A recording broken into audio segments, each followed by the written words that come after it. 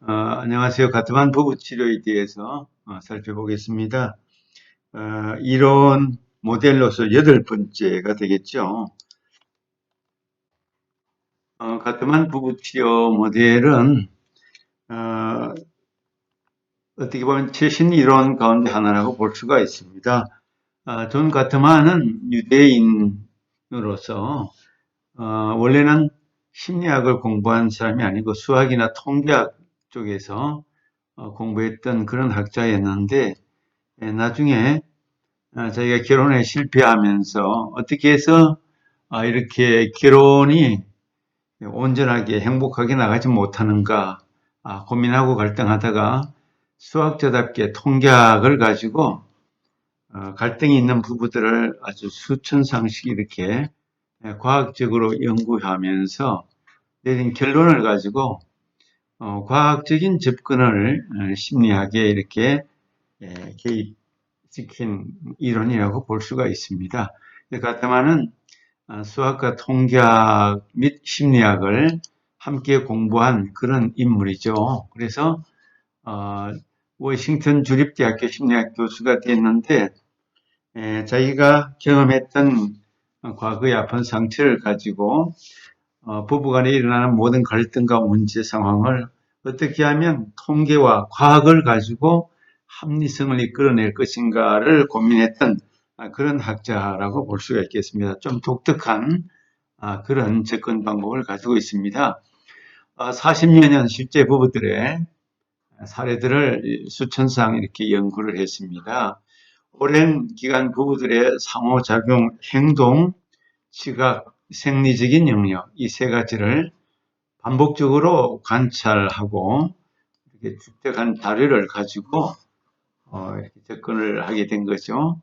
상호작용의 행동, 부부간의 지각, 또 생리적인 그런 영역 이 세 가지 분야에서 세 가지 요소를 가지고 반복적으로 많은 부부들의 사례들을 관찰하고 그 자료를 축적해서 낸 통계를 가지고 가트만은 이야기를 하고 있습니다.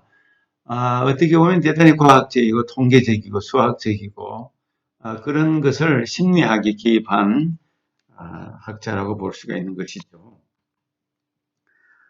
그 결과를 토대로 정서 중심 부부 치료, 심리 생리학, 인지행동 부부 치료, 또 다세대 가족 치료 이론들을 통합한 부부 치료 모델을 스스로 개발했습니다. 그러니까 가트만도 과거에 여러 많은 부부 치료 또는 일반 심리학의 이론들을 통합한 그런 모델을 개발한 것입니다. 주요 개념에서 보면 가트만은 실험실에서 어떤 요인들이 작용하여 결혼 생활이 정상적으로 작동하고 또 정상적으로 작동하지 못하는 이 두 가지 과제를 어떻게 하면 정상적인 부부 생활을 하고 어떻게 하면 또 정상적으로 작동하지 못하고 또한 이혼으로 끝나는가 이런 문제를 연구한 가트만은 불행한 결혼과 이혼으로 끝나는 결혼 안에서 관찰되는 수많은 부부 간의 이 상호작용 행동, 지각, 생리적 영역을 통계를 통하여 지시해 주고 있습니다. 부부 간의 문제는 언제나 상호, 인터퍼스널한 상호작용이라는 그런 개념을 가지고 이해를 해야 됩니다.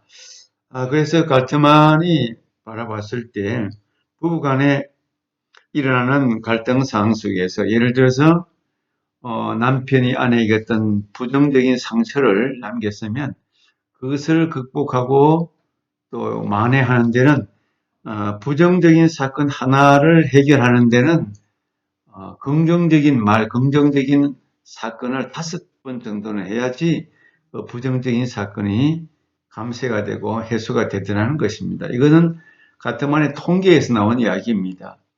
그러니까 한 배우자에게 상처를 입혔으면 한 가지 상처를 입혔으면 그것을 만회하는데 적어도 5가지 이상의 긍정적인 사건을 통과해야만 그것이 잊혀지고 새로워지더라는 그런 개념입니다.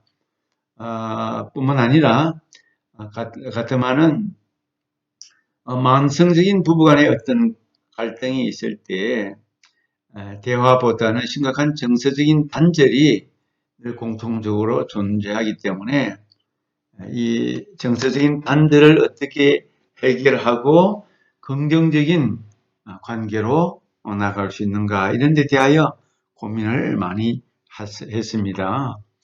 또 같으면은 이혼하는 사람들의 공통점은 어떤 성격 차이나 경제력이 아닌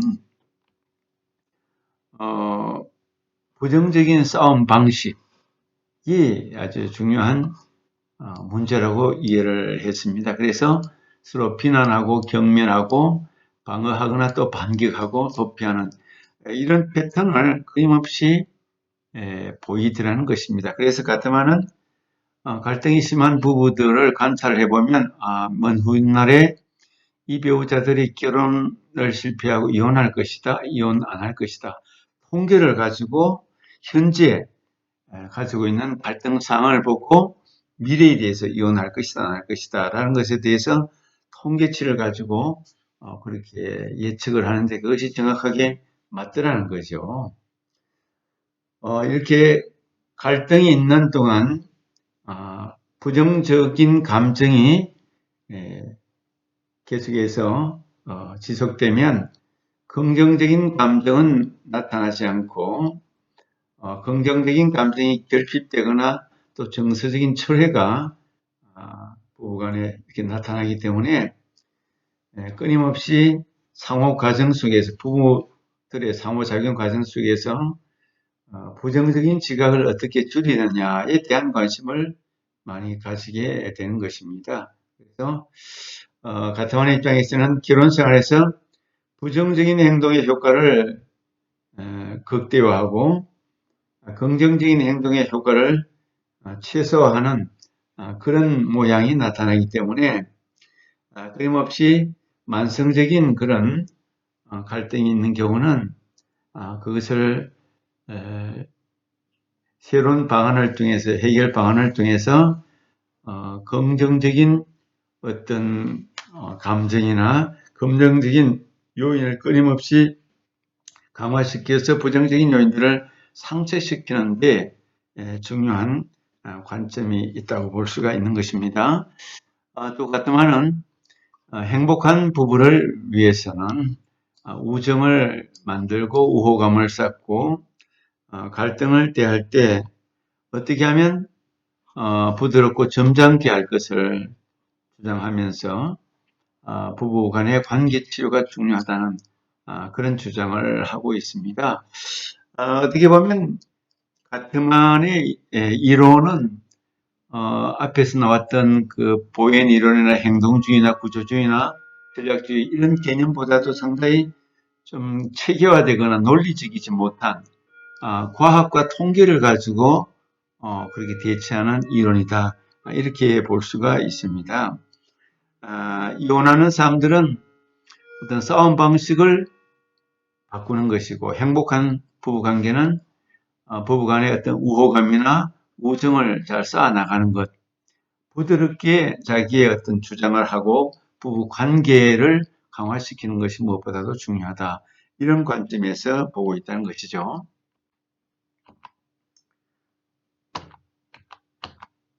상담의 목표를 세 번째로 보면 부부에게 스스로 문제 상황에 개입하기 위한 개선된 대화를 코치해서 안정적인 결혼생활 궤도로 진입하도록 도움으로써 행복한 결혼생활, 결혼관계를 유지하게 하는 것이 가트만 입장에서의 상담의 목표라고 볼 수가 있습니다.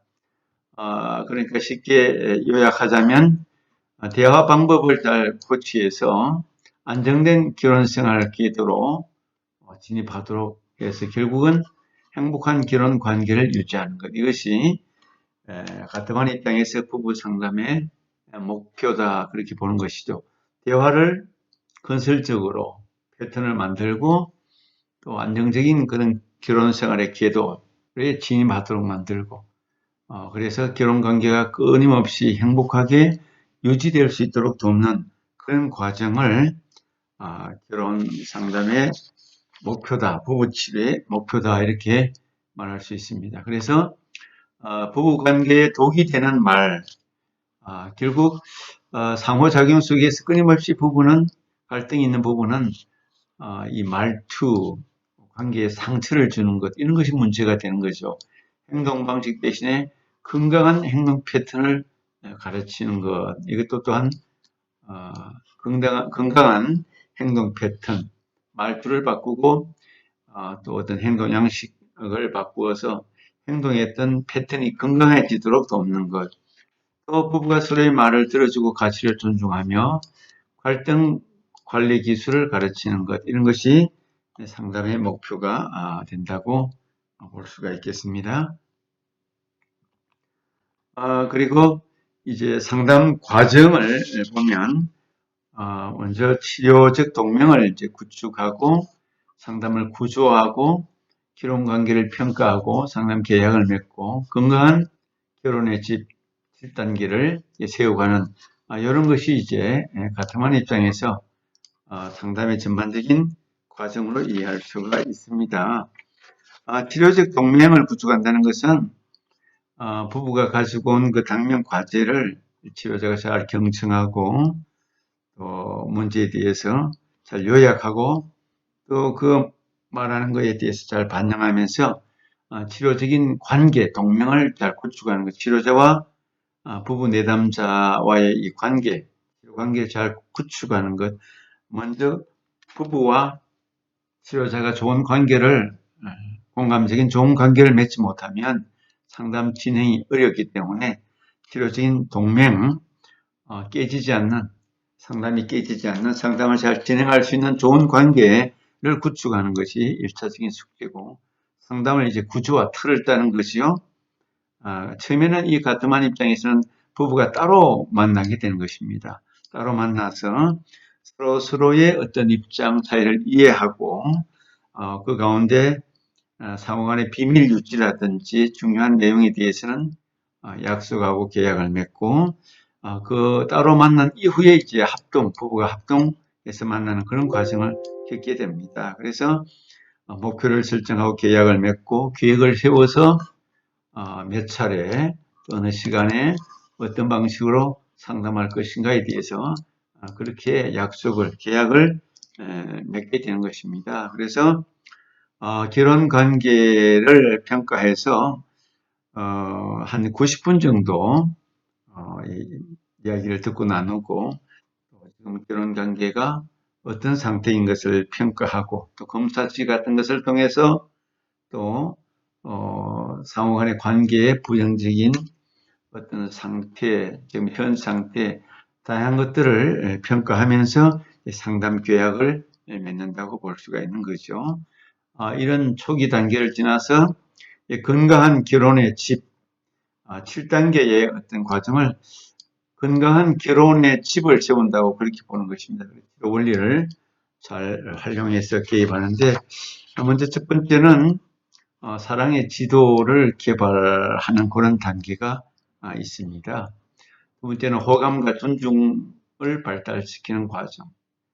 이제 3단계에서는 다가가는 대화를 통해서 정서의 통장, 우리 정서의 어떤 마음에 남아있는 정서 잔고, 우리 마음속에 상대방 배우자에 대한 정서, 감정, 사랑, 미움 이런 것들이 얼마나 남아있는지 좋은 정서, 좋은 감정은 느리고 부정적인 잔고에 남아있는 정서들은 점점 없애버리는 그런 것이 필요하겠죠.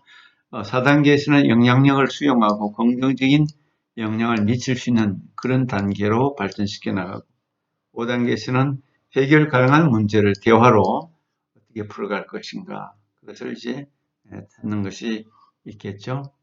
그리고 영속적인 갈등 문제 속에 내재된 꿈을 어떻게 하면 대화로 풀어나갈 것인가. 계속적인 갈등이 있었다면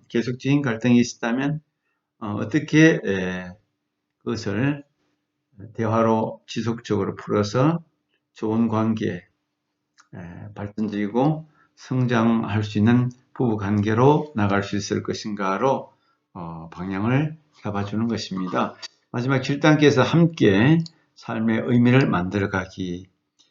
그래서 부부관계가 더욱더 갈등이 안 생기는 것이 아니라 갈등이 있지만 건강하게 관리하고 또 건설적으로 풀고 또 함께하고 따로 하면서의 삶을 온전하게 만들어가는 그런 단계가 이제 7단계의 건강한 결혼의 집을 만드는 가뜸한 부부치료의 치료 원리라고 볼 수가 있겠습니다.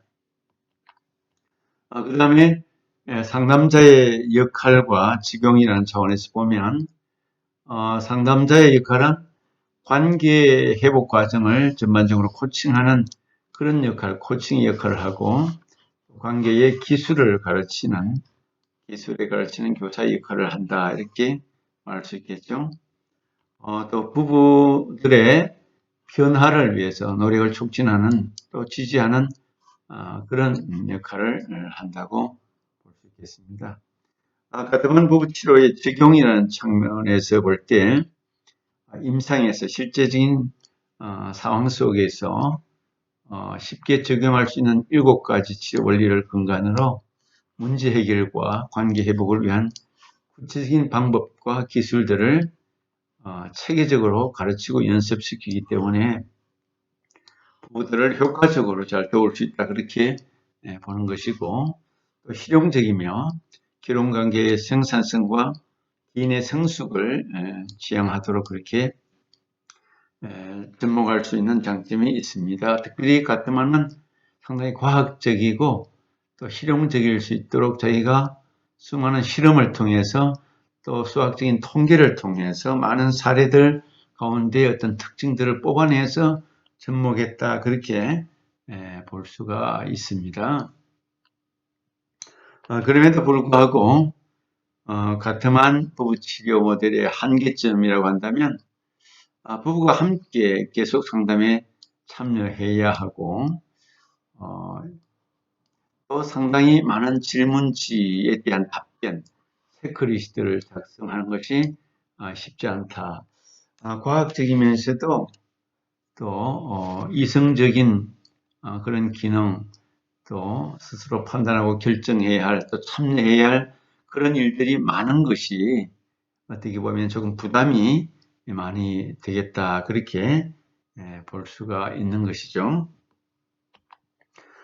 그뿐만 아니라 부부 한쪽이나 양쪽이 어린 시절의 깊은 상처로 인해서 자존감이 낮고 불안 수준이 높아서 자기 진정 방법이나 갈등 대화 기술을 배우기 어려운 경우에는 적용하기 어려운 점도 있다 그렇게 말할 수 있겠습니다. 모든 이론들의 장단점은 다 있고 한계점도 있습니다만은 가트만 부부 치료 모델의 장점이라면 상당히 과학적인 접근을 했다, 또 실용적인 접근을 했다, 단기적이면서도 미래를 예측할 수 있는 현재의 갈등 사항과 상처로 인해서 미래에 어떤 결과가 나타날 것이라는 그런 예측 모델이기도 하고 그러면서도 어떻게 하면 배우자 속에 숨기져 있고 감춰져 있는 상처들을 현실적으로 빨리 캐치해내서 두 사람의 갈등을 현실적으로 잘 관리하고 발전시켜서 건강한 관계로 나올 수 있도록 돕고 지도하는 그런 모델이기도 하다는 것을 우리가 알게 되겠습니다. 두 번째 타임을 여기까지 하겠습니다. 수고하셨습니다.